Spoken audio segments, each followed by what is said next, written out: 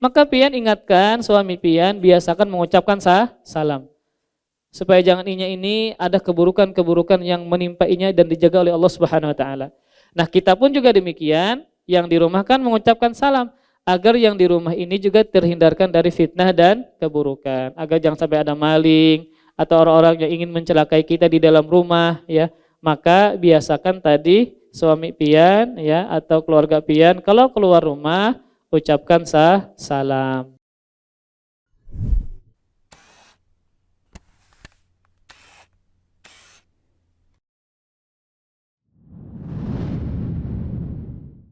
Bismillah, assalamualaikum warahmatullahi wabarakatuh. Alhamdulillah wassalatu wassalamu ala rasulillah wa ala alihi wa sahbihi wa mawalah wa la hawla wa la quwata illa billah amma ba'du. Alhamdulillah kita bersyukur kepada Allah Subhanahu wa taala di pagi ini kita akan bersama-sama membahas kembali berkaitan dengan pendidikan anak dari umur 3 sampai 7 tahun. Ada beberapa hal yang harus kita ulang ya agar berkesinambungan terhadap materi yang sebelumnya kita jelaskan. Maka sebagai seorang pendidik teladan ya, pendidik yang baik, maka dia sendiri harus berkomitmen ya terhadap ajaran Islam yang berkaitan dengan pendidikan dan sunnah Nabi SAW. Jadi maksudnya adalah kita yang hendak mendidik anak-anak kita, maka kita juga harus belajar dan berkomitmen bagaimana ya kita mempelajari pendidikan dan sunnah Rasulullah SAW.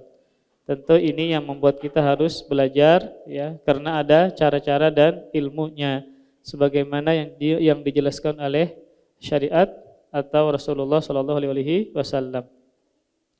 Maka seorang pendidik harus memiliki beberapa sifat atau kriteria ya. Kadang kalau dicucuk kabut TV-nya. Remote-nya ada kah? Ya dah. Pinang alih lah. Ya, sudah kita mulai. Jadi, sebagai seorang pendidik, nah dia harus punya bekal. Punya ilmu, inilah yang mengharuskan pian hadir ke kajian ini. Maka sebagaimana kami ya para suami ya, para ayah diperintahkan oleh Allah Subhanahu wa taala dalam firman-Nya, ya ayyuhalladzina amanu qu anfusakum wa ahlikum nara. Wahai orang-orang beriman, jagalah diri kalian dan keluarga kalian dari siksa api neraka. Maka ini khitabnya ya.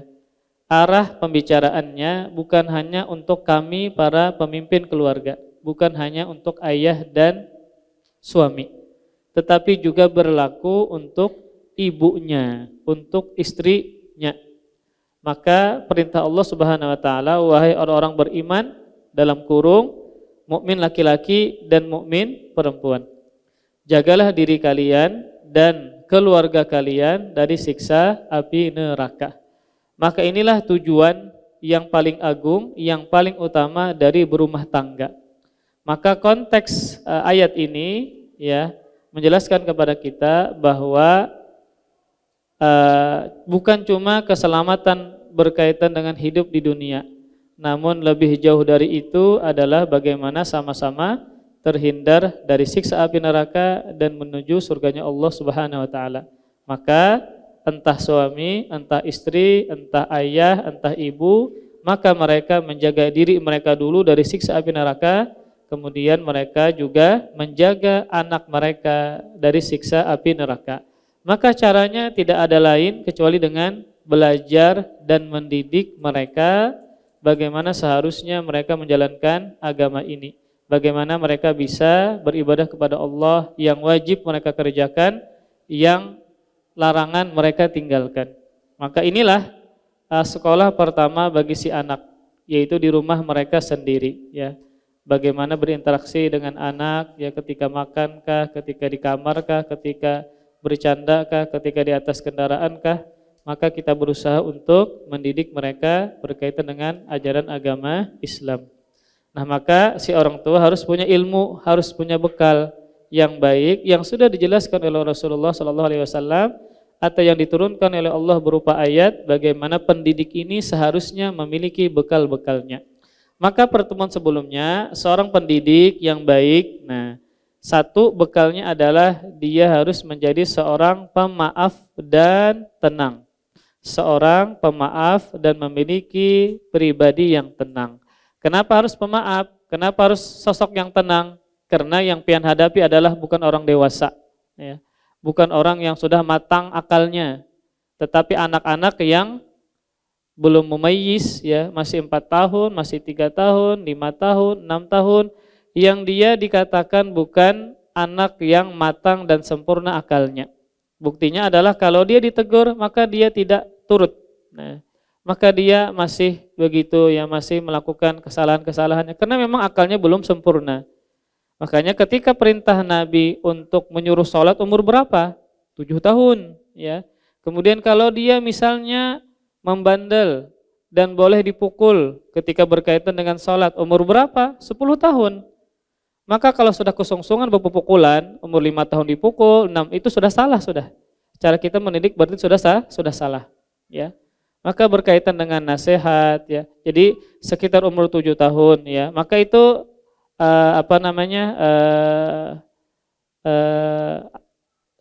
ancamannya adalah berupa nasihat dulu, berupa nasihat, ya. Jadi ketika mereka melakukan kesalahan maka cukup dinasihati. Nah, barulah ketika misalnya berkaitan dengan sholat kan ibadah wajib. Nah, ibadah wajib, ya, umur 10 tahun sudah matang, sudah akalnya, mungkin sudah kelas 3 SD atau 4 SD. Walaupun dia belum balik, namun berkaitan dengan ibadah wajib seperti sholat, ya, sudah 10 tahun, dia tidak sholat, maka boleh dipukul. Dan memukulnya pun bukan ingin menyakiti, bukan dengan menyakiti, tapi hanya sekedar dia tahu bahwa kita tidak suka, orang tuanya tidak suka dia meninggalkan sholat. Makanya memukul itu kan di bagian-bagian yang tidak menyakiti, kayak telapak kaki misalnya, telapak tangan, ya. Kemudian juga dengan alat yang bukan alat yang menyakiti, ya. Kalau orang zaman dulu kan dengan pekat, ya. Memang pekat itu sedikit sakit, Bang, ya, tetapi dia tidak sampai berdarah, ya. Jadi pun pukulannya pun juga ringan. Nah, jadi itu berkaitan dengan masalah memukul. Dibolehkan. Berarti kan kalau dia tidak memukul maka boleh-boleh saja, ya. Terserah orang tuanya, yang penting ada cara bagaimana dia bisa mendidik anaknya sehingga dia bisa sholat dan mengerjakan ibadah-ibadah yang wajib. Maka tadi yang pertama adalah kita ini harus banyak-banyak berdoa kepada Allah agar menjadi sosok yang pemaaf dan orang yang punya sifat ketenangan, ya. Karena yang pian hadapi adalah anak-anak, bukan orang yang sudah dewasa. Anak-anak itu lebih sulit, ya, dididik dibandingkan dengan kita mendidik orang yang sudah dewasa.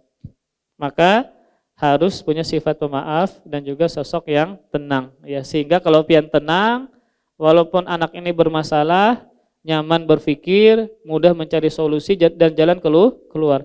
Coba kalau pian panikan, dikit-dikit panik, ya, maka tidak akan selesai, ya. Maka anak yang salah akan dibiarkan, ya, ini dan itu, karena kita panik dan tidak tenang. Jadi yang pertama adalah pemaaf dan tenang, dan sifat ini dipuji oleh syariat. Bahkan Allah menyebutkan sifat ini sebagai ibadah. Sebagai apa? Ibadah kepada Allah Subhanahu wa taala. Nah, maka firman Allah Subhanahu wa taala surah Ali Imran ayat 134. Wal kadhiminal ghaidha wal 'afina 'anil nas wallahu yuhibbul muhsinin. Allah menyebutkan tentang sifat orang beriman, sifat orang yang bertakwa, yang mereka bersegera menuju ampunan Allah dan bersegera menuju surga. Apa sifat mereka? Yang pertama adalah berinfak, baik ketika lapang atau sempit. Yang kedua adalah orang-orang yang menahan amarahnya. Maka siapa yang dari kita tidak pernah marah? Kita sering marah. Namun yang menjadi permasalahan adalah kalau melampiaskan amarah, itu yang menjadi masalah. Kita boleh marah namun jangan sampai dilampiaskan amarah. Kita, ya, siapa yang enggak marah? Ulun aja rancak sarik. Tetapi masalahnya adalah setelah kita marah, kita mampu mengendalikan. Kita mampu mengendalikan. Maka sangat banyak yang disebutkan oleh syariat bagaimana kita bisa mengendalikan sifat marah. Agar jangan sampai terlampiaskan kemudian kita membabi buta memarahi anak kita. Nah, maka salah satu caranya adalah dengan diam. Dan ini petunjuk dari Nabi. Nabi bersabda, "Idza ghadiba ahadukum falyaskut." Apabila salah seorang dari kalian marah, maka hendaklah dia diam. Maka cara kita kalau bisa menahan amarah adalah dengan diam. Kenapa demikian? Karena biasanya kalau marah dan dia berbicara, akan berbicara dengan kata-kata yang menyakitkan.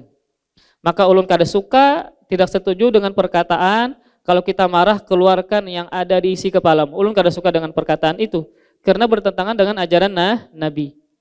Jadi supaya plong, otak pian, kepala pian, supaya kada panas, hati pian, keluarkan semuanya.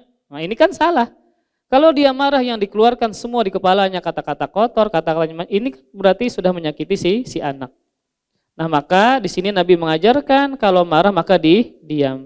Kemudian juga mungkin yang jarang kita amalkan, kalau marah berwudu.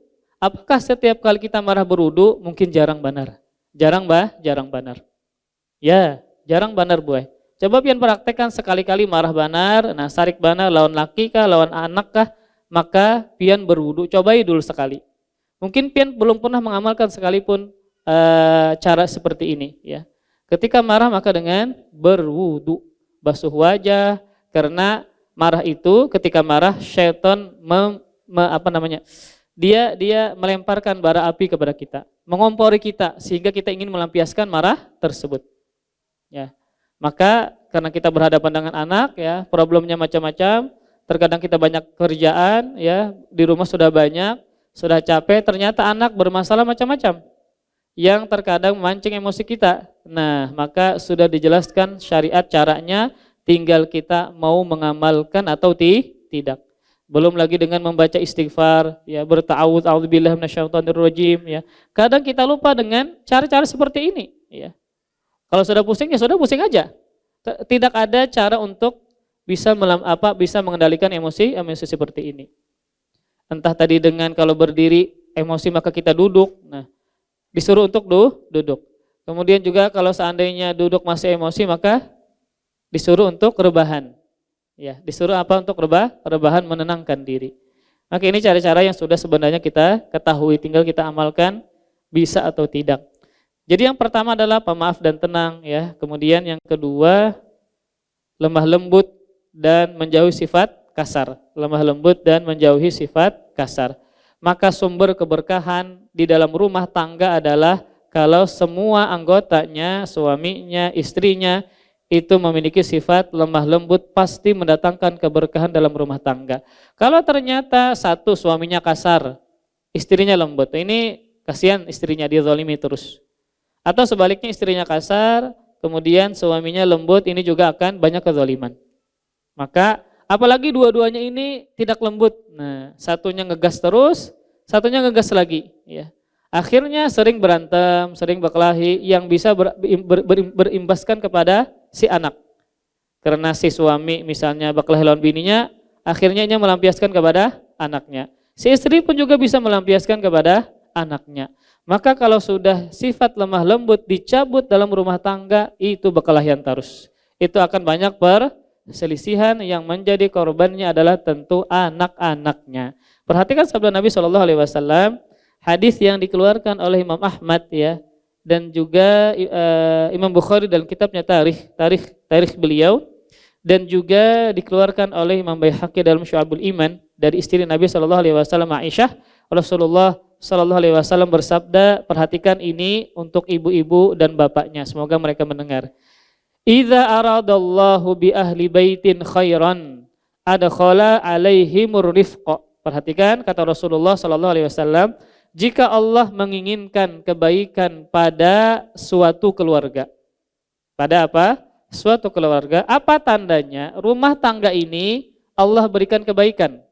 Kata Rasul, niscaya Allah memasukkan kepada mereka sikap lemah lembut. Nah, sikap apa? Lemah lembut. Jadi jangan kita samakan antara tegas dengan kasar. Tegas dengan kasar jangan disamakan.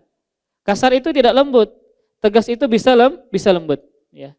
Maka jangan sampai kita mengatakan tegas itu adalah sesuatu yang kasar, bukan. Jadi ketika Allah menghendaki rumah tangga ini baik, maka pasti Allah berikan lemah lembut terhadap penghuni rumah tangganya. Jadi baik, semuanya baik, suaminya baik, istrinya baik, anaknya juga baik. Ketika sifat lemah lembut ini ada pada keluarga. Ya. Kemudian yang ketiga, berhati penyayang, ya. Yang keempat, bertakwa kepada Allah Subhanahu wa taala. Yang kelima, mendoakan kebaikan untuk si anak. Bahkan di dalam Al-Qur'an tidak sedikit para nabi yang berdoa kepada Allah agar dijadikan anak mereka ini keturunan yang soleh dan solehah. Jangan lupa untuk berdoa. Kemudian, terlalu lawas mukadimahnya. Kemudian ada beberapa hal yang harus kita lakukan, ya, agar mendidik anak kita ini yang masih kecil sampai berumur 7 tahun. Yang pertama, memanggil anak dengan julukan yang baik sebagai penghormatan kepada anak tersebut, ya. Ketika dia punya julukan atau kunyah, ya. Kalau orang Arab itu anak kecilnya pun ada kunyahnya.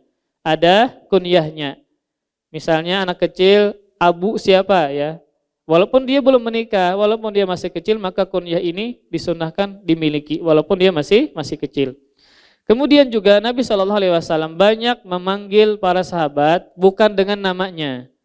Seperti ketika Nabi berkumpul bersama para pemuda, Nabi mengatakan, ya ma'syarasy syabab, wahai para pemuda. Ketika memanggil Abdullah bin Abbas, ya gulam, wahai nak. Ini kan panggilan-panggilan yang baik, yang bagus, yang anak ini merasa terhormati dengan panggilan tersebut. Jangan dipanggil dengan panggilan yang kada baik, ya. Oh yang nakal, ya. Nakal benar ikam jangan. Enggak boleh seperti itu, ya. Nanti dia tertanam di dalam otaknya, akhirnya dia menjadi anak yang nakal beneran, ya. Maka dipanggil dengan panggilan yang baik. Kemudian mengajarkan kalimat tauhid ini sudah dimulai ketika dia berumur 3 tahun, ya. Atau ketika dia baru bisa belajar berbicara, maka kita ulang-ulangi kalimat tauhid. Ketika pian menggendong anak pian, menghimpau anak pian, kemudian juga berkendaraan lawan pian, maka ulang-ulangi kalimat tauhid. Pian sambil berzikir, sambil memperdengarkan kepada anak pian. Pian bonceng anak pian di muka pakai kursi. Maka pian baca kalimat tauhid, berzikir kepada Allah dan pian keraskan. Tujuannya adalah anak ini terbiasa mendengar kalimat tauhid, ya. Kemudian memperhatikan penampilan dan potongan rambut, ini sudah kita jelaskan kemarin, ya, karena jangan sampai anak ini disambati kawannya, ya, ketika potongan rambutnya ternyata menyelisih syariat, ya, atau berantakan atau tidak rapi pakaiannya dan seterusnya, sehingga dia pede ketika dia berkumpul dan belajar bersama teman-temannya. Kemudian juga di antara pendidikan yang lain yang dicontohkan oleh Nabi adalah menggendong di pundak dan mengajaknya naik kendaraan. Menggendong di pundak dan mengajaknya naik kendaraan. Tujuannya apa? Agar mempererat hubungan, ya, anak dengan si pendidik.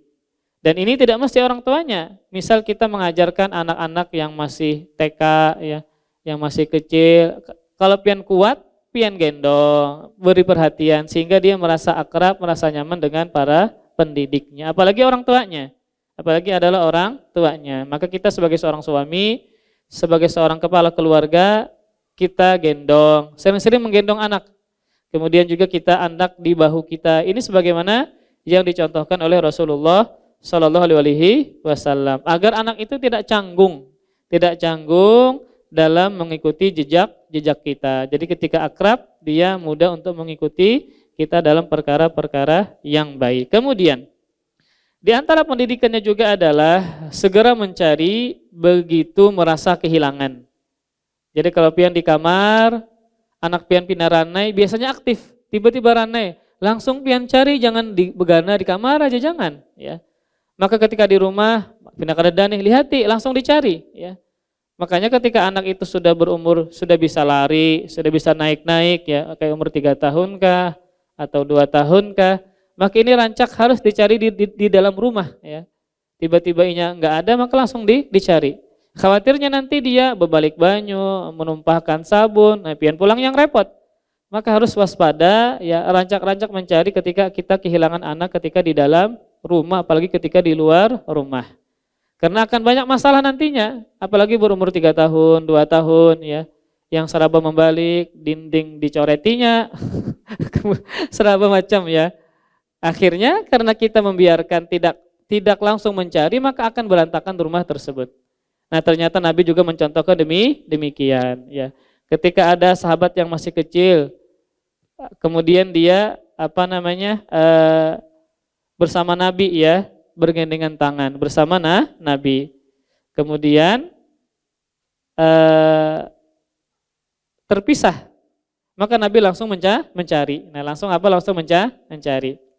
Jadi ketika kita bersama anak ya, entah di dalam rumah atau di luar rumah ya, ketika tidak ada di penglihatan kita maka langsung dicari. Kemudian di antara pendidikannya juga adalah mengajarkan etika berpakaian. Nah, maka style anak mengikuti style ibunya. Kalau dia perempuan. Kalau ibunya tidak berkerudung ya, keluar rumah itu membuka aurat, pakaian ketat, otomatis dia mengajarkan anaknya seperti itu. Nah, maka anak perempuan auratnya lebih besar daripada anak laki-laki. Maka kita harus perhatian berkaitan dengan masalah aurat si anak ini, laki-laki kah dan perempuan. Kita ajarkan etikanya, tidak boleh membuka aurat misalnya. Kemudian juga jangan sampai membeli baju-baju yang ada simbol orang kafirnya, jangan. Misalnya membeli baju yang ada salibnya, kayak baju bola buai. Misalnya laki pian ini menukarkan baju bola, belum sampai langsung AC Milan, kayak misalnya, yang ada gambar salibnya. Itu pian tangati. Ya, pian tangati. Suami pian ketujuh main bola. Terkadang dia membelikan anaknya baju bola. Lihat apakah ada salibnya atau kada. Kalau ada salibnya jangan dipakaikan. Ya, haram hukumnya.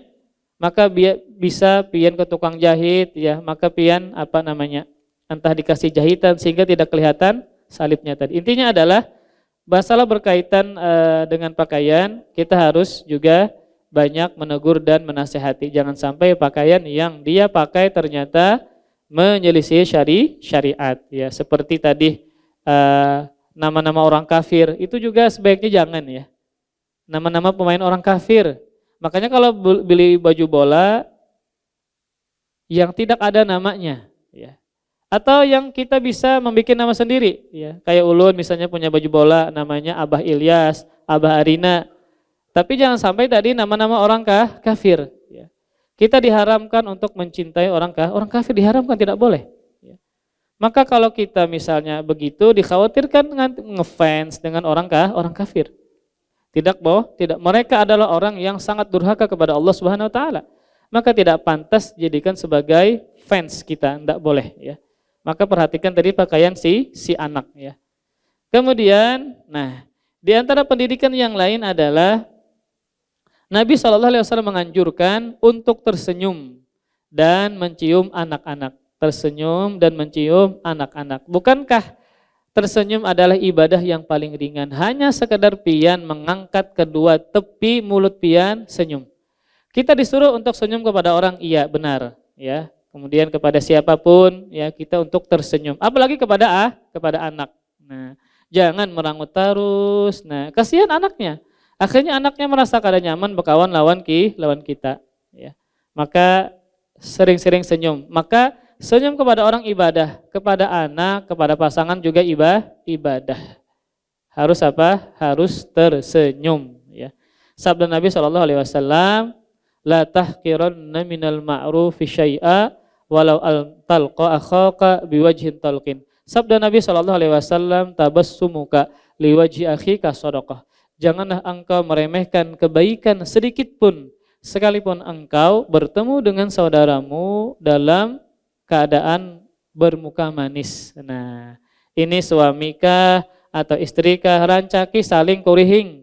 Jangan saling merangut. Akhirnya kan ketika suami pulang, kenapa bini merangut, salah apa aku? Atau sebaliknya, ya suami merangut terus, bini berusaha tersenyum. Sehingga bini bisa menyangka, salah apa aku? Akhirnya kada bertetaguran. Karena apa? Saling merangut. Nah, apalagi kepada anak dan seterusnya. Ya, ini berkaitan dengan mental si anak juga. Kalau kita ranguti terus anak ini kasihan juga, inya masih halus, ketujuh bermainan, ketujuh lawan kita bebarak macam-macam ya. Maka Nabi yang menyuruh bukan ulun. Nabi yang menyuruh banyakis tersenyum dan sering-sering mencium anak-anak kita. Kadang kita mencium anak kita umur 2 tahun, setahun, imbas sudah 4 tahun, inya SD jarang kita cium. Nah, kasihan juga anak. Inya kada imut lagi jar. Perkara mencium itu bukan imut atau kada imut, itu anak pian. Sekalipun nya kada imut lagi umur 5 tahun, 7 tahun, maka pian tetap mencium inya, keningnya, kepalanya, pipinya ya. Sama kayak kita bertemu dengan syekh ya. Syekh kita, guru kita yang kita mulazamah. Kita kan pelukan, kemudian kita cipika-cipiki bahasa kita sekarang. Nah, itu tidak bagus seperti itu ya. Kita lebih menonjolkan keakraban kepada seseorang, apalagi kepada anak sendiri.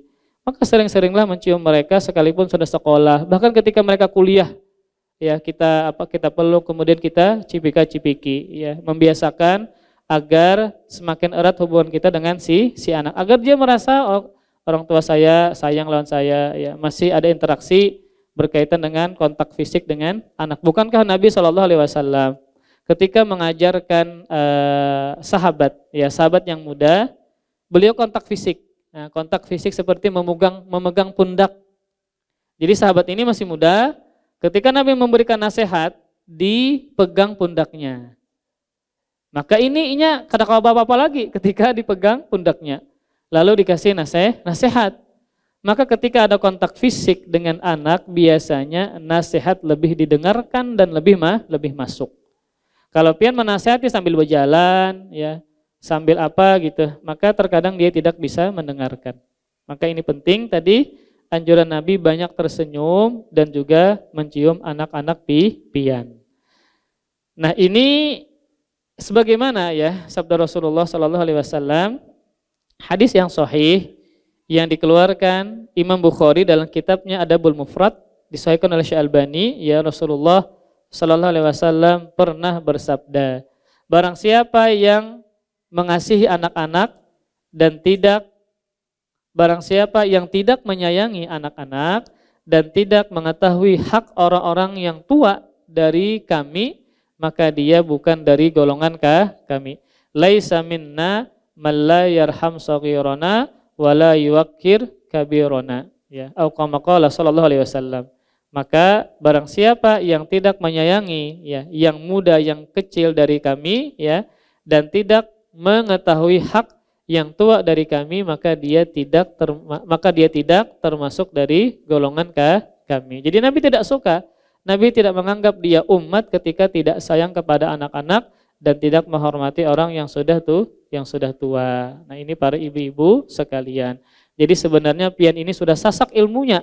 Sudah apa? Sasak ilmunya. Yang ulun sampaikan ini sebenarnya sudah diketahui oleh kebanyakan dari pian. Nah, tinggal berdoa kepada Allah, ya Allah, nah berilah saya hidayah bisa mengamalkan ilmu yang saya miliki. Karena kalau ilmu tidak diamalkan seperti pohon yang berbuah tapi tidak dimakan, akhirnya bakulat buahnya tadi akhirnya buahnya busuk ya, malah memberikan mudarat kepada pohon tadi ya. Maka ini para ibu-ibu sekalian ya, kewajiban kita adalah mengamalkan ilmu yang kita miliki. Nah, ini yang Nabi ajarkan ya, banyak tersenyum, kemudian ada kontak fisik seperti mencium anak-anak tersebut ya. Ini banyak ulun ringkas ya untuk menghemat waktu.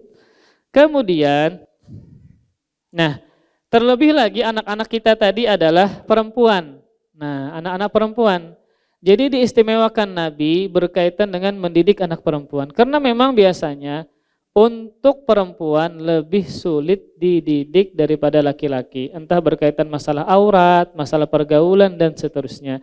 Ada sebuah hadis yang memotivasi kita kalau kita memiliki anak perempuan, apalagi banyak. Nah, ini sebagai motivasi untuk kita.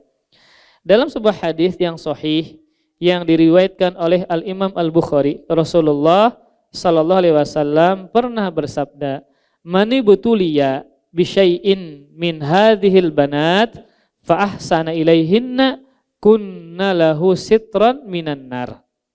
Barang siapa yang mendapatkan ujian dari anak-anak perempuan ini. Nah, jadi anak perempuan itu lebih dikatakan lebih ujian daripada anak laki-laki. Barang siapa yang mendapatkan ujian dari anak-anak perempuan ini, lalu dia tetap memperlakukan mereka dengan baik. Lalu orang tua ini tetap berbuat baik kepada anak-anak perempuannya, kelak mereka, anak perempuan ini akan menjadi penghalang bagi orang tuanya dari siksa api neraka. Maka pian jangan sedih ya, punya anak 4, semuanya perempuan. Allah takdirkan demikian. Ya, ada teman ulun punya anak 5, semuanya perempuan. Tidak diberikan rezeki anak laki-laki. Maka ingatlah hadis ini, Rasulullah memberikan perhatian khusus kalau kita memiliki anak perempuan. Kenapa demikian? Karena memang lebih sulit untuk mendidik anak perempuan dibandingkan dengan laki-laki. Nah, apalagi kan anak perempuan itu banyak dramanya, lebih sulit daripada laki-laki. Iya. Ya, pian yang sudah punya anak, nah takuni aja lawan suami pian ya. Terkadang anak perempuan ini lebih sulit, lebih banyak dramanya macam ini dan itu sehingga lebih banyak memancing emosi kita. Maka di sini Nabi tetap menyuruh orang tua ini berbuat baik kepada anak-anak perempuan. Jangan dikasari sehingga anak perempuan ini nanti pada hari kiamat akan menjadi penghalang dari siksa api neraka. Maka ini menjadi penyelamat kita nantinya ya. Maka anak perempuan ini menjadi penyelamat kita di akhirat kalau kita benar-benar tetap berbuat baik kepada mereka. Kemudian di antara pendidikannya yang lain adalah sering-sering bercengkerama ya, sering-sering berbicara dengan anak-anak. Ini terlebih adalah para suami, para ayah ya. Nah, semoga mereka mendengarkan atau pian sampaikan, kita ini laki-laki ya disuruh banyak memandiri anak-anak. Kenapa demikian? Karena waktu yang banyak menghabiskan mereka bersama dengan ibunya dibandingkan dengan ayahnya, yang mana ayahnya begawi pagi sampai sore, malam keuyuhan kada sempat bepandiran lawan si anak. Ini kan kasihan si anak ya. Ini anak bandar lawan abahnya berjalanan kemana-mana, ke warung lawan abahnya.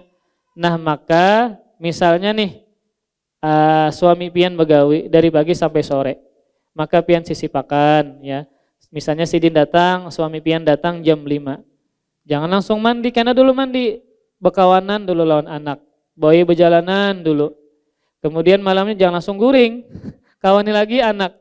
Karena waktu suami ini, waktu ayah ini lebih sedikit bersama anak dibandingkan dengan istri atau ibunya. Ya. Maka ini juga harus untuk para ibu-ibu bisa pian sampaikan kepada suami pian. Nabi menyuruh kita ini agar banyak ngobrol, banyak bercengkerama dengan anak-anak. Terlebih adalah si abah ini. Nah jangan sampai akhirnya anak ini kada patuh lawan abahnya. Kada patuh lawan abahnya karena abahnya begawi. Imbah begawi mandi, imbah mandi guring. Ada sembahyang pulang misalnya. Akibatnya tidak ada waktu untuk bermain-main dengan anaknya. Atau cuma hari Minggu aja, Sabtu tetap begawi. Ini kasihan banget si anaknya. Ya tidak ada sosok ayah yang banyak menghabiskan waktu kepada anak-anaknya. Maka bagaimana Rasulullah Shallallahu Alaihi Wasallam? Rasulullah sering bercengkerama dengan anak-anak kecil. Nah sering apa? Bercengkerama dengan anak-anak kecil. Jadi kita ini jangan gengsi memandiri anak orang kah, anak tetangga. Jangan gengsi. Ya.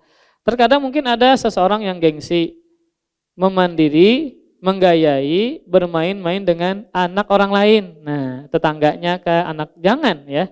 Maka Nabi mencontohkan, beliau bercengkerama ya, bercanda dengan anak orang lain, dengan anak orang lain. Seperti hadis yang sudah pian sering dengar tentang Nabi bercengkerama dengan seorang anak, yang anak ini adalah kunyahnya Abu Umair. Abu Umair.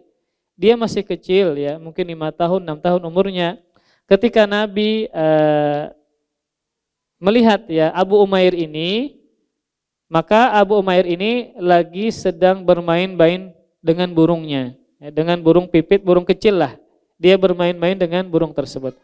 Ketika Nabi lewat atau bertemu dengan anak ini, Nabi tegur, Nabi sapa. Nah, jadi seorang sosok pemimpin ya, hendaklah jangan gengsi menegur anak kecil walaupun bukan anaknya sendiri. Sama kayak anak tetangga dipandiri ya. Jangan kita misalnya ada bermainan lawan anak kita Ya, kada dipandiri apakah di mana sekolah atau apa. Ada hal-hal yang menjadi bahan obrolan kita kalau ada anak misalnya ke rumah kita, berkawan dengan anak kita sehingga anak ini bisa akrab dengan kita. Maka tidak mengapa, bahkan bagus kita diperintahkan untuk banyak-banyak mengobrol dengan anak sendiri terlebih kemudian juga anak orang lain. Nabi juga sering bercengkerama dengan cucunya Hasan dan Husain ya, bahkan digendong ya, bahkan diandak di atas pundak ya, bahkan Nabi bonceng di atas himar keledainya ya. Maka ini menunjukkan bahwasanya berkaitan dengan anak, Nabi ini luar biasa, sangat memperhatikan kasih sayang kepada anak-anak kecil sekalipun bukan anaknya sendiri. Kemudian, nah, kenapa demikian? Kenapa Nabi mencontohkan suka bercengkerama dengan anak, bahkan Nabi mengucapkan salam kepada anak-anak yang sedang bermain, subhanallah ya. Ini sosok pemimpin luar biasa, pemimpin dunia akhirat kaum muslimin, maka beliau mencontohkan tawadhu'nya beliau ketika ada anak-anak yang sedang bermain, beliau ucapkan salam. Nah, tidak gengsi mengucapkan salam duluan kepada anak-anak kecil. Nah, ini kalau pian berpapasan dengan gerombolan anak SD misalnya, atau anak TK, maka tidak mengapa, bagus ya kita menyebarkan salam kepada mereka. Jadi mereka terbiasa mendengarkan dan membalas salam. Nah, jua ya, ini sangat penting berkaitan dengan keselamatan orang yang di rumah dan keselamatan suami yang bekerja di luar rumah.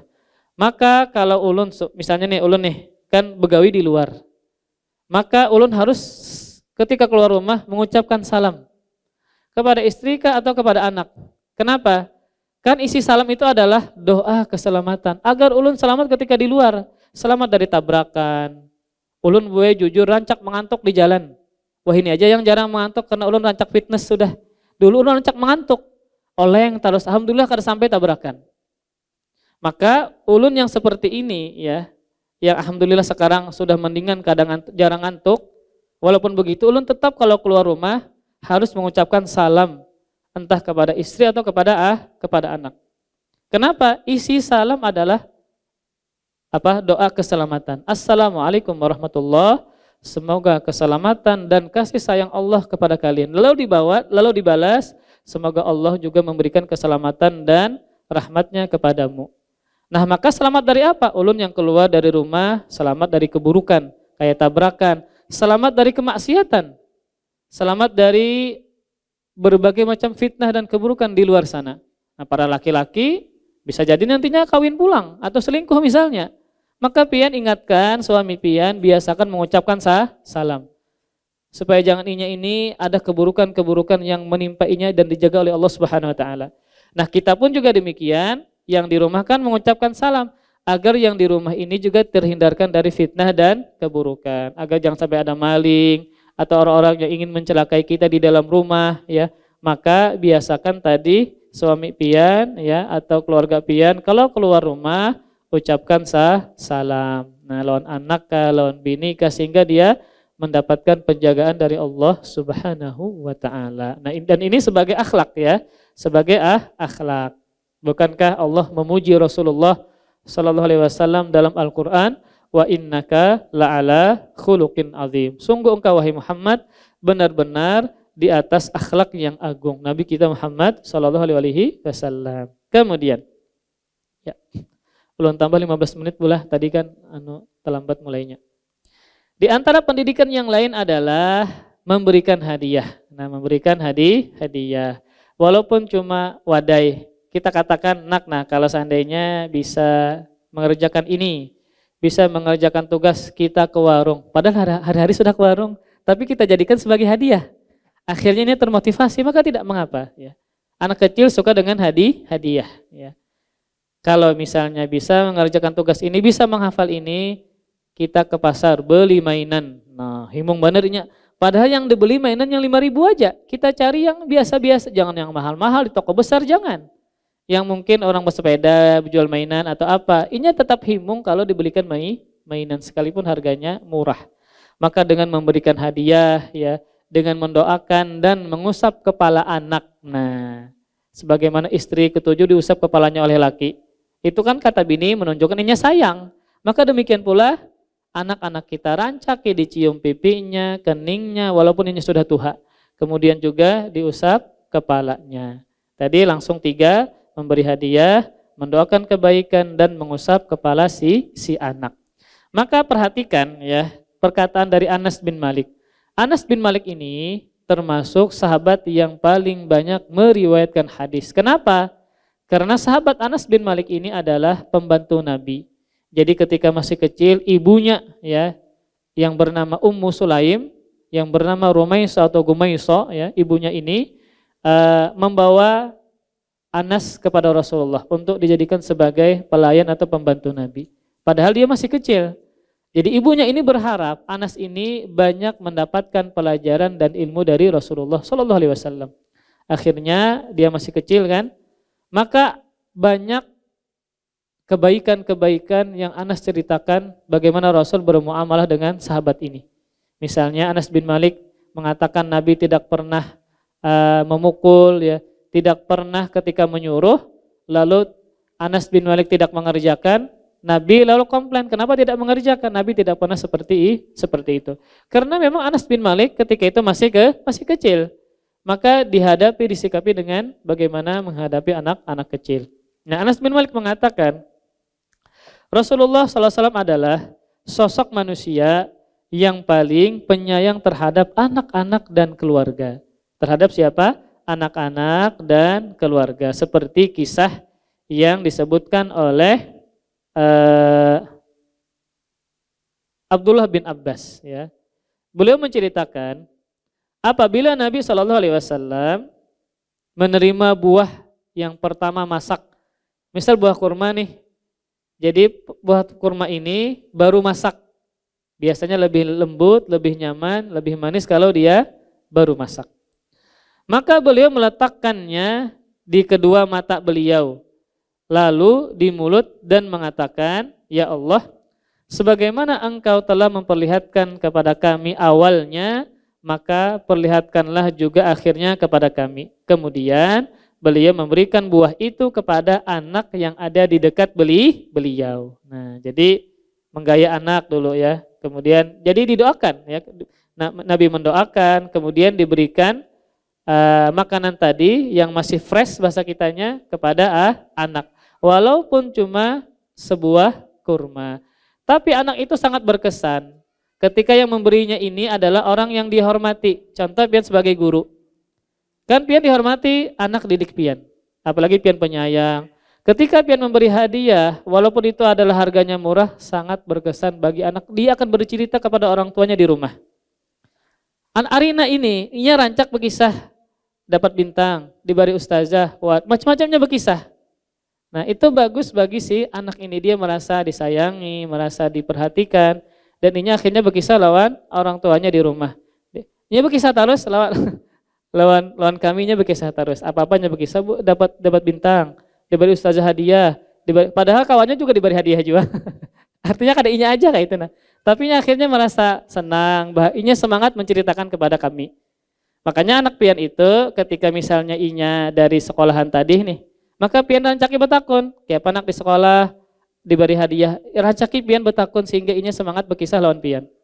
Karena pian rancak menakuni lawan anak pian, sering bertanya lawan anak pian, kayak apa di kelas, kawan kayak apa, siapa yang kada hadir, kayak apa ustazah memberi apa lawan pian. Walaupun akhirnya pian kada menanyakan, inya akan berkisah sorongan. Inya apa? Akan bercerita sendiri. Karena kita sudah membiasakan sebelumnya menakuni macam-macam. Nah ini terkadang yang kita ini kada ingat bercengkerama dengan anak bingung bahannya apa.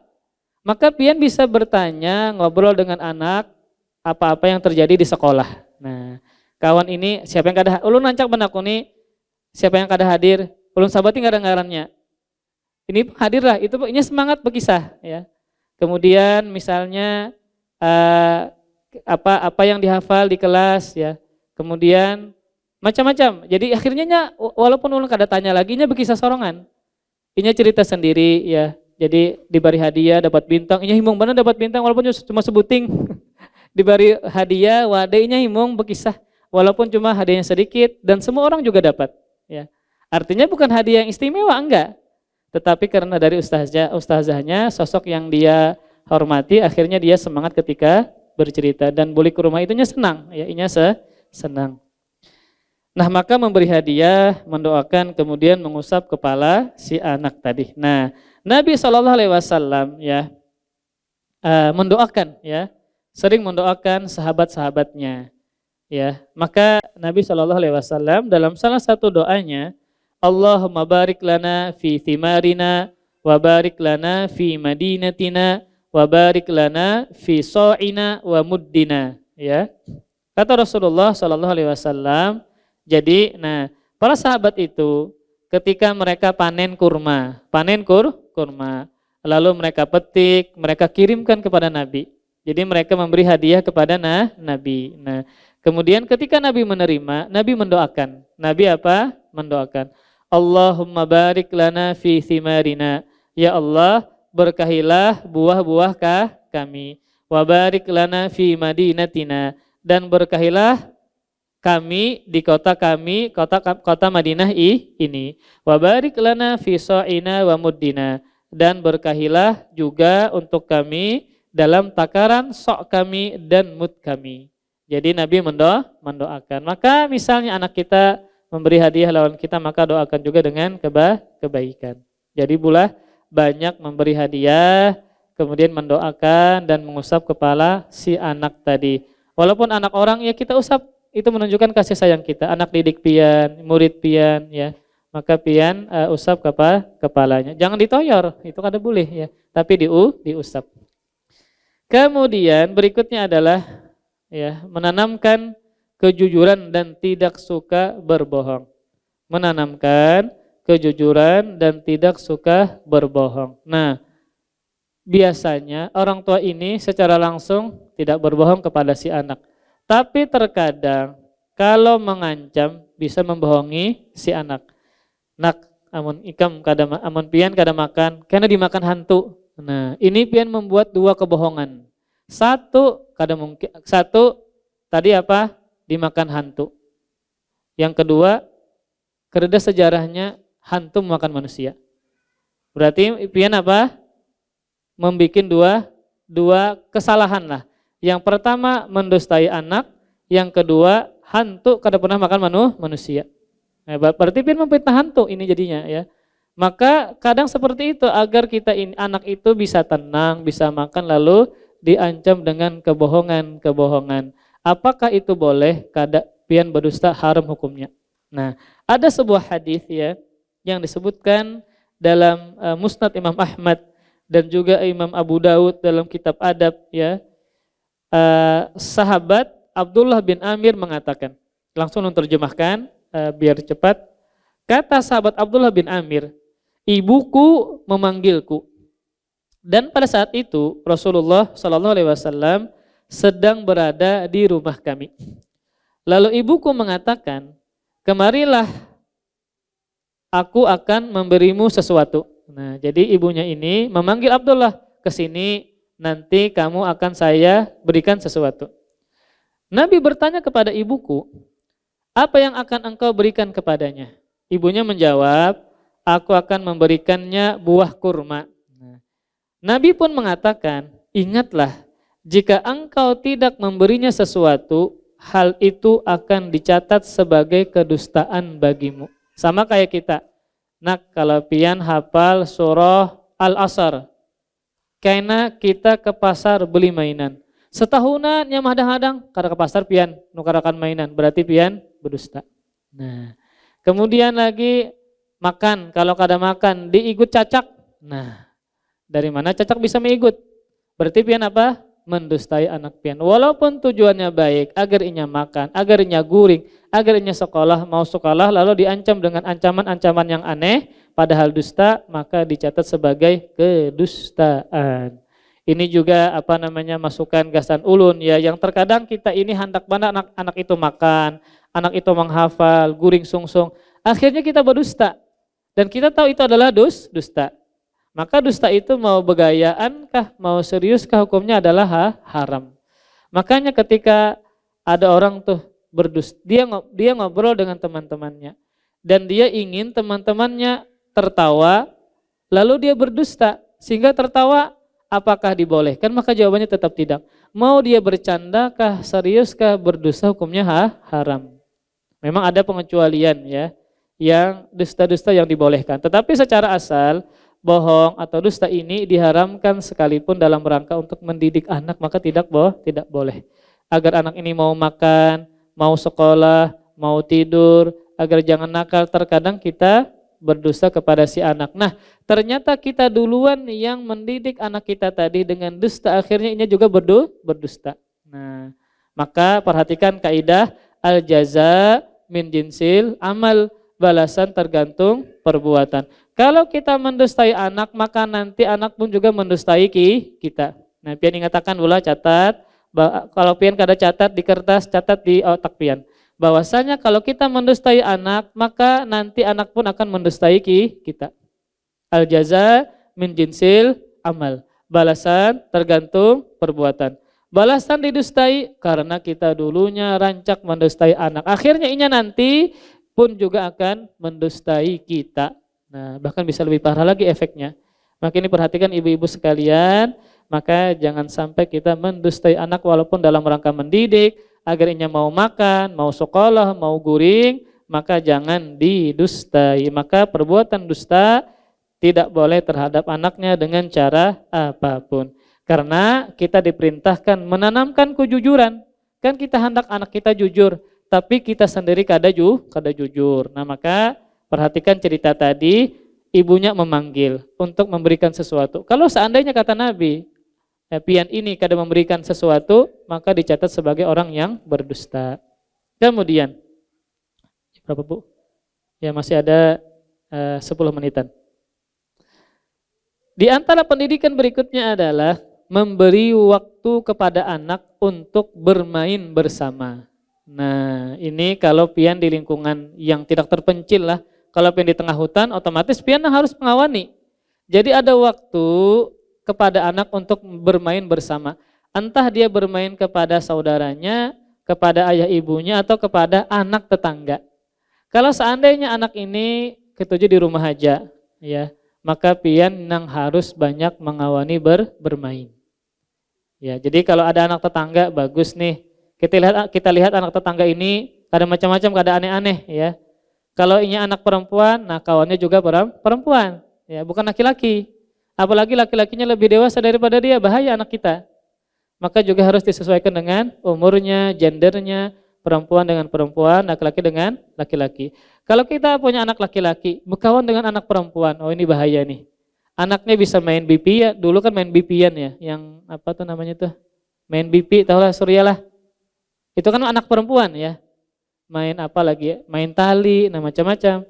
Akhirnya karenanya terbiasa berkawanan anak bebinian, akhirnya dia bisa gemulai, bisa macam-macam. Ini ngalih harus diselamatkan kalau sudah sejak kecil seperti itu. Maka termasuk pendidikan adalah memberi waktu kepada anak untuk bermain bersama. Nah, Imam Ghazali menyebutkan waktunya kapan bermainan ini? Setelah inya sekolah, buai. Setelah apa? Inya sekolah. Kalau inya kadang ngantuk, masih segar, masih gasing kanakannya siang itu, nah maka harus ada mainan nih, entah inya bermainan sendiri, atau inya bermainan lawan saudaranya, atau pian nang tomat-tomat menyempatkan bermain kepada si anak tadi. Agar inya jangan jenuh setelah belajar, ya, setelah menghafal, setelah menulis macam-macam, maka ada waktunya yang disebutkan oleh Imam Ghazali adalah setelah belajar. Setelah belajar, walaupun siang, ya, maka kalau dia tidak ngantuk, masih segar, masih ketujuh naik ke atas, maka harus ada sarananya untuk melampiaskan itu dengan bermain. Bermain tidak mesti dengan mainan mahal, ya. Maka bermain bisa main ajak tukup, nah itu juga bermain, ya. Kemudian main suit, ya, main tebak-tebakan, ya, itu juga bermain. Nah, penulis kitab tentang parenting anak, Syekh Jamal Abdurrahman, beliau menyebutkan, ulun bacakan langsung terjemahnya. Anak yang masih kecil ingin bermain dengan orang tuanya. Nah, ini perhatikan pula, anak yang masih kecil, ini yang masih halus, amun sudah gandalnya kada hakon lagi main on pian. Kadang ia pun kada hakon lagi banyak bepandir lawan pian, apalagi anak laki-laki, lebih terkesan cuek kepada orang tuanya. Ini selagi dia masih kecil, masih halus, ketujuh empat lawan kita, I-nya itu ketujuh kalau kita bermain dengannya.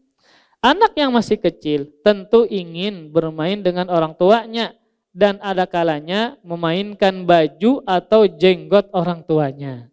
Ada seorang sahabat, ada sahabat kecil, sahabat muda ya, perempuan dia masih kecil. Dia ini memainkan tanda kenabian Nabi. Kan di punggung Nabi ada tanda kenabian. Dia main-mainkan. Ya. Abahnya menegur, jangan. Ini kan Nabi dimain-mainkan tanda kenabian di punggung Nabi. Tapi Nabi menyuruh agar dibiarkan saja. Karena ini masih kecil. Ya. Masih kecil. Nah, ulun kan berjanggut. Kadang ditariknya janggut ulun. Kadang rambut ulun ditariknya ya. Memang anak kecil memang seperti itu ya. Kadang kita disuruhnya bangun. Nah, ini dia ingin bermain lawan kita. Memang sulit pangkalapian keuyuhan ya. Maka ya tadi ada waktu yang harus kita siapkan ya. Kemudian juga ini bukan berarti pian tidak dapat pahala, kada tetap dapat pahala.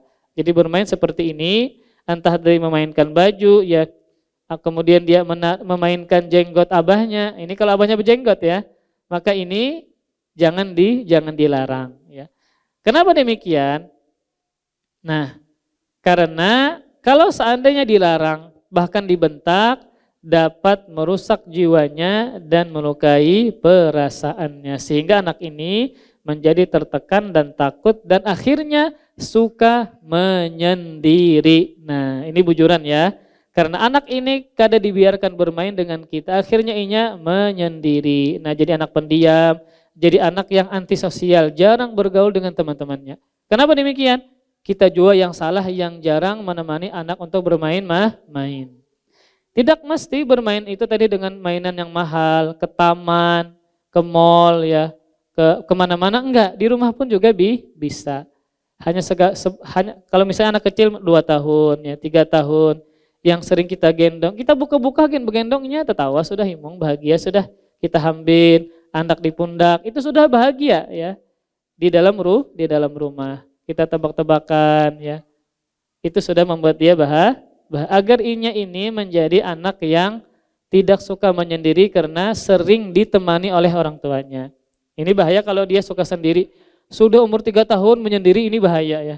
3 tahun ini kan anak-anak yang suka nempel dengan orang tuanya, apalagi anak perempuan ya. Kalau dia suka menyendiri, ini bahaya. Ini kenapa suka menyendiri? Akhirnya nanti dia ketika dewasa dia suka menyendiri. Dia suka menyendiri. Tidak berinteraksi dengan orang lain. Ini bahaya terhadap perkembangan dia ketika remaja dan seterusnya. Kemudian, nah jadi ada seorang sahabat perempuan ya, yang dia bercerita dulunya masih kecil, sahabat ini, yang perempuan ini ya, dia ini memainkan ya tanda kenabian Nabi ya yang berada di punggung beliau ya, punggung Nabi. Jadi ada seorang sahabat kecil perempuan ya, yang mana dia memainkan tanda kenabian Nabi yang berada di punggung Nabi. Maka Nabi membiarkan, tidak melarang. Kemudian jam berapa sudah, Bu?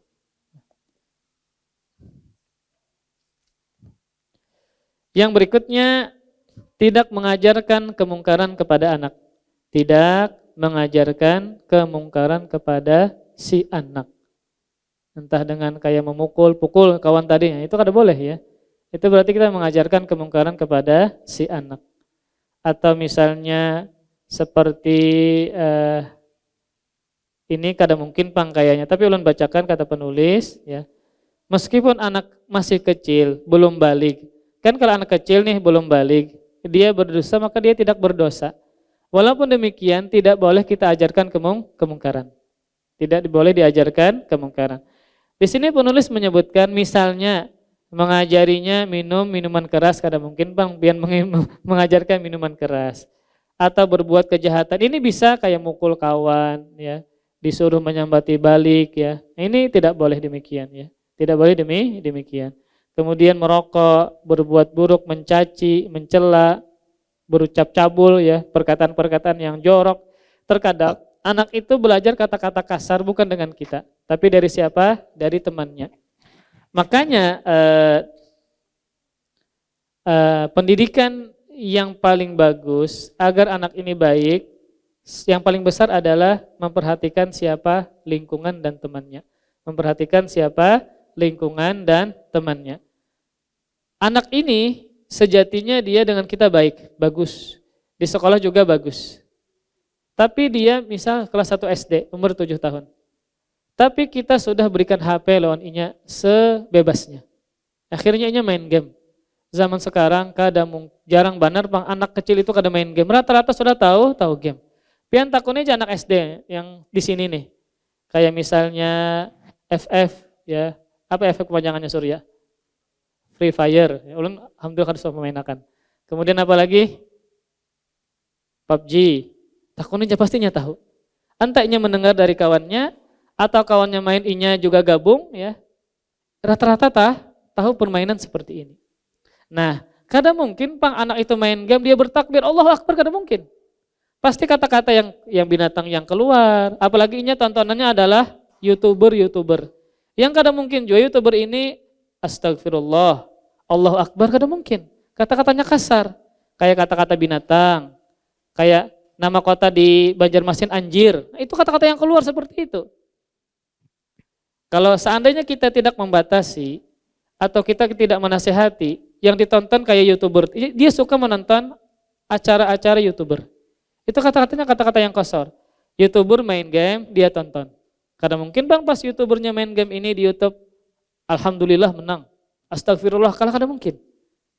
Nah maka pian perhatikan, jangan sampai anak kita ini mengeluarkan kata-kata yang kasar. Sudah kita didik luar biasa, di kelas gurunya sudah tahu pian luar biasa mendidik, tapi ternyata kawannya kah? Pian bebaskan HP kah? Kada pian lihati apa yang nya lihat di HP, akhirnya inya berkata-kata yang kasar seperti itu. Nah, maka jangan sampai kita tidak menasehati kemungkaran yang ada pada anak sekalipun inya belum balik.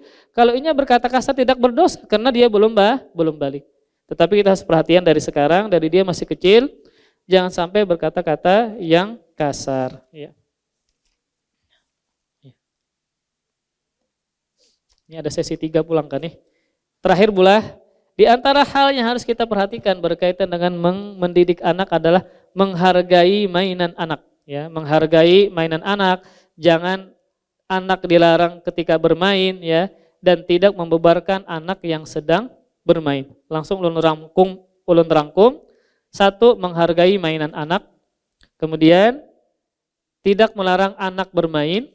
Kemudian tidak membebarkan anak yang sedang bermain.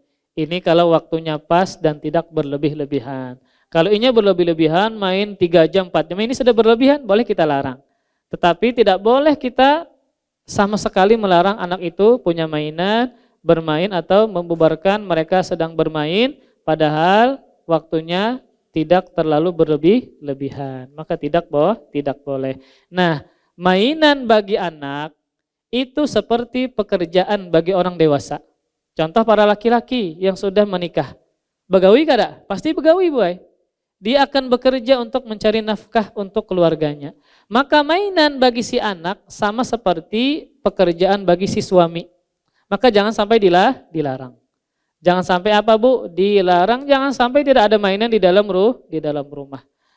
Anak kecil itu normalnya dia punya mainan. Kalau dia tidak suka mainan, ini anaknya kada normal sudah. Anak itu kecilnya suka mainan. Maka Aisyah radhiyallahu taala anha punya mainan boneka perempuan. Kemudian Abu Umair tadi punya mainan anak burung yang masih kecil. Nabi membiarkan, tidak melarang. Nabi membiarkan dan tidak melarang. Ya. Akhirnya menunjukkan bahwasanya ya itu adalah hiburan, tidak jenuh. Yang meramainya adalah mainan. Maka hargai mainan si anak ya. Kemudian tadi jangan dilarang dari bermain ya, punya mainan dan tidak membebarkan anak-anak yang sedang bermain. Kemudian juga yang terakhir, ini bujuran terakhir, agar kita dengan anak ini menjaga haknya. Dalam artian kalau inya punya mainan, dia punya barang-barang yang dia miliki. Kita hargai. Contohnya adalah bolehkah pinjam mainan? Nah, jadi kita hargai kepemilikan dia. Dan ini ternyata dicontohkan dan diajarkan oleh syariat. Walaupun sebenarnya tidak mengapa kita memakai, uang kita juga yang membelikan. Tetapi dalam rangka untuk mendidik si anak lebih menghargai milik orang lain, nantinya kita pun juga menghargai dia. Contoh dia punya mainan. Bolehkah abah minjam gasan ading? Nah, maka kita demikian ya menghargai mainan si anak. Atau misalnya piringnya inya ya atau gelasnya inya, kita nak pinjam, abah minjam. Kan tidak mengapa kita langsung pakai tanpa meminjam, tapi ini sebagai pendidikan, sebagai cara mengajar kita agar kita menghargai segala yang dimiliki oleh si anak tadi, sehingga dia tertanam bahwasanya kalau itu orang lain maka harus berizin dan berpadah kalau meminjam. Nah, jadi seperti itu ibu-ibu sekalian. Wallahu a'lam bishawab. Ya. Ini cukup lama pula. Ya, silahkan kalau ada pertanyaan. Cukup pula. Ya. Semoga yang ulun sampaikan tadi bisa pian amalkan ya. Maka sia-sia ilmu yang sudah kita dapatkan tapi tidak diamalkan. Maka ya berdoa kepada Allah Subhanahu wa taala. Allahumma inna nas'aluka ilman nafi'a. Ya Allah, kami meminta kepada Engkau ilmu yang bermanfaat. Karena sia-sia kita belajar siang dan malam ya. Sudah banyak pengetahuan ilmu yang sudah kita ketahui tapi ternyata tidak diamalkan. Ilmu itu dimiliki bukan hanya sekedar pengetahuan tetapi diamalkan. Abdul bin Mas'ud pernah mengatakan, laisal ilmu bikasratir riwayah, innamal ilmul khasyah. Ilmu itu bukanlah dengan banyaknya punya riwayat hadis, tetapi ilmu itu yang menumbuhkan rasa takut kepada Allah Subhanahu wa taala. Maka berkaitan dengan anak adalah milik Allah, adalah titipan dari Allah Subhanahu wa taala, adalah amanah dari Allah Subhanahu wa taala yang harus dijaga sebagaimana mestinya. Maka cara pian ya agar bisa menjaga dengan baik tentu dengan belajar. Agar kita tidak semena-mena dengan anak-anak kita ya. Agar kita tahu caranya bagaimana ini amanah ini ya nanti dewasanya tumbuhnya menjadi anak yang soleh dan soleh. Yang sebenarnya manfaat dari anak-anak ini yang dia menjadi anak yang soleh untuk pian jua ketika sudah mati atau berada di alam akhirat. Bukankah keluarga yang paling ingat kepada kita yang sudah mati itu siapa? Misal nih, kita keluarga ya, ada satu keluarga, ternyata abahnya meninggal dunia. Abahnya meninggal dunia. Yang sering ingat lawan sosok abah, sosok orang yang sudah meninggal dunia ini, yang sering mengingat kebaikan, yang sering teganang adalah anak-anaknya. Istrinya, amuninya kawin pulang lawan laki-laki lain. Ternyata laki-laki ini lebih bagus, makanya akan melupakan suaminya yang sudah meninggal dunia. Maka anaknya selamanya tetap anak.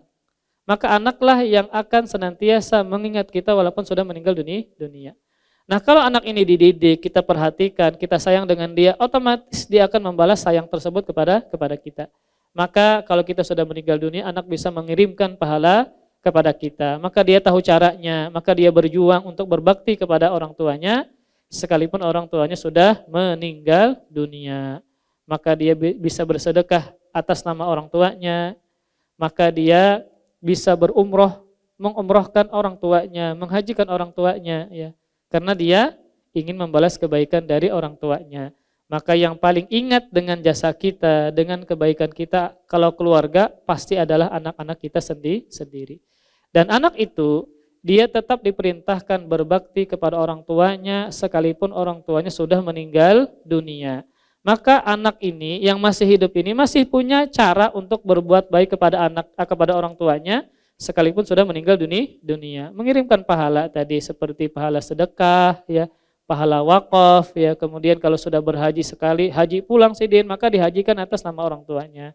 Kalau berumrah maka berumrah pulang atas nama orang tuanya. Maka inilah yang kita harapkan dari anak-anak kita, bukan cuma manfaat di dunia, tapi nanti ketika di akhirat kelak. Maka bisa jadi anak pian yang menarik pian ke dalam surga. Maka bisa jadi anak pian yang menyelamatkan pian dari siksa api neraka. Maka ini ibu-ibu sekalian, agar senantiasa kita memperhatikan anak kita sesuai dengan caranya, ilmunya diamalkan, sehingga anak-anak kita ini ingat selalu dengan kita dan senantiasa berbakti kepada kita, sekalipun kita sudah meninggal dunia. Wallahu a'lam bishawab.